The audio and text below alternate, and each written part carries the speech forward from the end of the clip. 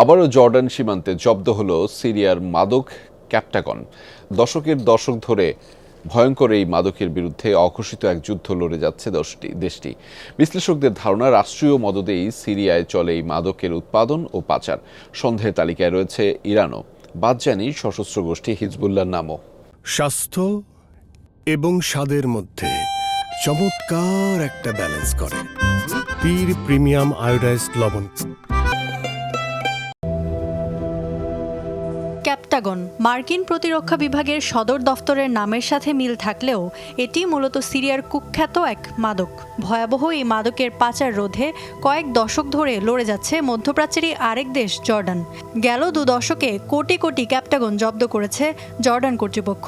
চলতি সপ্তাহেও Jordan Saudi সীমান্ত থেকে কয়েক লাখ ক্যাপটাগন ট্যাবলেট উদ্ধার করা হয়েছে।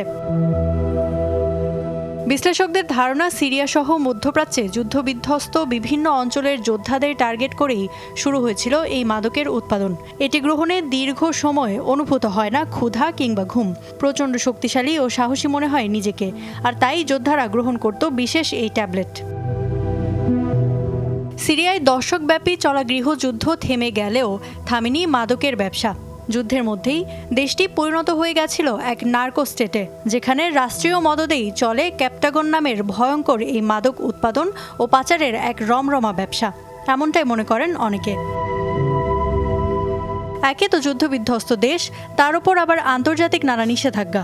এমন অবস্থায় যে কোনো বৈধ রপ্তানি খাতের তুলনায় কম খরচে আর কম সময়ে ভয়ঙ্কর এই মাদকের ব্যবসা পরিণত হয়েছে শত কোটি ডলারের শিল্পে।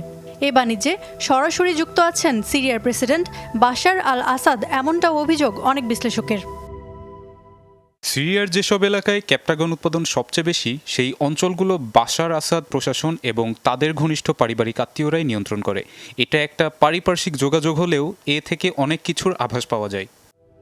আঙুল ওঠে ইরানের দিকেও। হিজবুল্লাহ বাদ যায়নি বিশ্লেষক ও তদন্তকারীদের সন্দেহের তালিকা থেকে। তাদের ভাষ্য, অত্যন্ত সস্তায় মাদকটি উৎপাদিত হয় সিরিয়ায়, আর তা বিক্রি হয় শত কোটি টাকায়, যা চলে যায় সিরিয়ার কালো বাজারে।